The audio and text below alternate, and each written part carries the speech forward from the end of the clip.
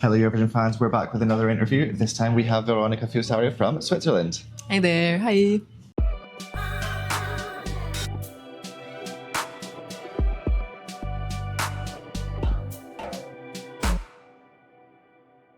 So you have, of course, had your first rehearsal. How did it go? How did you feel being on that big stage? So it was beautiful, first of all. Like getting on that stage, I was very much looking forward to that moment because I love doing sound checks as well when I play with my band, when I'm on tour. Because that's the moment where you get to meet the venue, you get to like feel the room, you get to know the stage and everything. And so I was very looking forward to that, obviously. Because you've been on very big stages internationally. Yeah. Is this the biggest one you've been on?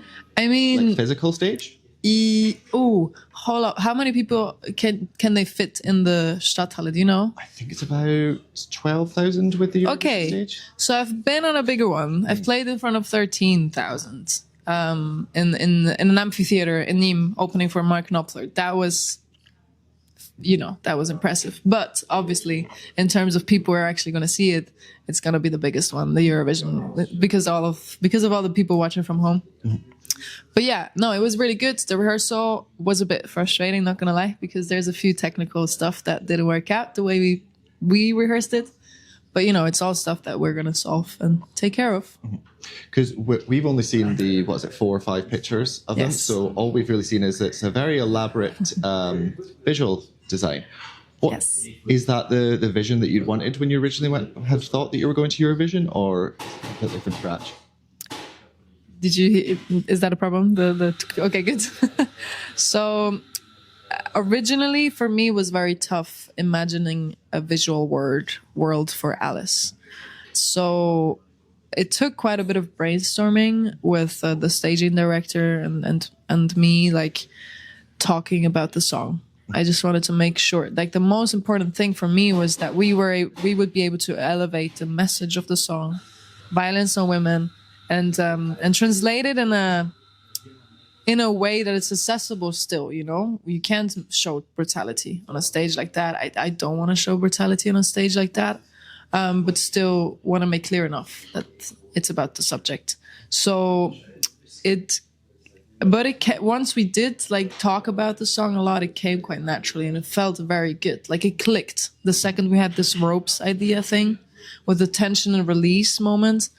It made sense to me. So we should expect a dramatic release, or are we not? For sure. For sure. No, you're allowed to ask. I'm just going to say for sure.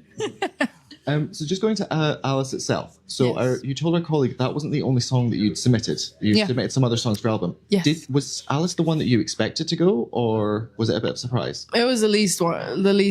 I did not expect it to be chosen at all, actually. I had sent in 4 other songs for my album, because in total you could send maximum of 5 songs, and I had 5 songs that weren't released yet, so that was perfect. I had a song called Gold Rush, and I thought that one was gonna be picked. It's actually on my album, if you want to give it a listen. But then another song made it to the top 25. So it was Alice and Tomorrow's Coming. And then I thought it would be Tomorrow's Coming because it's a very nice ballad. I thought that one was going to be picked, but then it ended up being Alice, which I'm obviously beyond honored to be taking. Because you're saying that wasn't ballad, because Alice is very distinct this year when compared to the rest of the competition. Because there's nothing really in sort of that indie soft rock vibe. Yeah. Does that give you confidence, or does it make you feel a bit more nervous? I think it's both. It depends on the form. It can either go very good because it's it very much sticks out. I agree. Like when I listened to the playlist, I was like, ooh, this feels like it's meant to be somewhere else. So sometimes I'm like, okay, this is very good for me, and then sometimes I'm like, maybe this is really bad for me. But I guess people also said that for Salvador Sobral and for Måneskin, and look what happened there. Exactly. So we'll take that as a feeling. I like that. Yeah, and with this genre as well, because Switzerland at the last few years, they've gone away from the sad man on the stage and they've gone very out there. Yeah. What's your thoughts on that? It's like Switzerland as a whole with going in that direction. I mean, personally, I think, whoever gets picked should just go as the artist that they are, which I think worked really well for Nemo. And I think that's why it also clicked so much. Like everything clicked with them, right? Because it makes sense, because it's Nemo. And, you know, I think whoever participates for whatever country, you just go as yourself, because everything else is not healthy, in my opinion. Yeah. So you, as well as being a talented singer, you are also a talented instrumentalist. Thank you. So you're welcome. And I'm not just saying that, I genuinely do love your music. Thank you so much. So you can actually play the guitar on stage at Eurovision, because of course live instrumentals are forbidden. How do you feel about that as a guitarist? So I think, you know, beyond being a guitarist and just being a music lover, I love live music. And I think that would be the ultimate quality raiser of the whole thing if there were to be a live orchestra, because I love live music and you can just it's just fun. It makes you feel something, right? To me personally. But obviously I get like being such a big competition, I get like the changeover times are so small and the pace is so high, so I understand.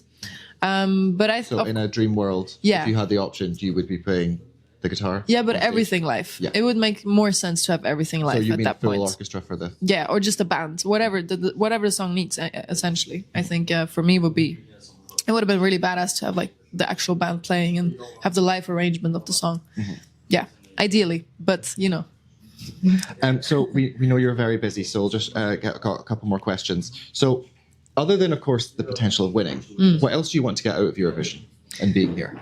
I'm just grateful for the opportunity of getting to introduce my music to so many people. And I'm already now, like, I think it's impossible to lose in this way, because so many people are discovering my music, and not only Alice, but also like my catalog, my last album, Looking for a Connection, that came out before. And, we're going to be announcing a tour in Europe as well. We're going to be playing in the UK, in the Netherlands, Belgium, Germany, Italy, all over basically. In Paris, we're playing a show in Paris. So, and that wouldn't have been possible if it wasn't for Eurovision. Are there any that you're particularly excited about?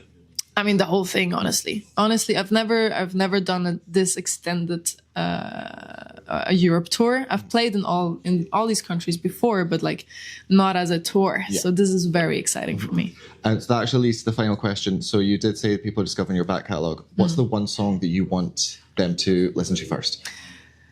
People, please listen to Slot Machine. I think it's a really cool song. I think it's fun, but it also talks about a really tragic reality that we have today, our phones, how it's freaking slot machines. But it's like, and the song goes, oh no, help me, why do I feel so down? It's just a fun song. And also if you ever come to a live show, it's the last song we play, and we're just smashing everything around. Oh, don't worry, I'll definitely be trying to get tickets to that live show. Thank you. I would love to see you. And we cannot wait to see your second rehearsal, and just the best of luck on next week. Thank you so much, and thank you for your questions. Thank you for watching. See you. Bye.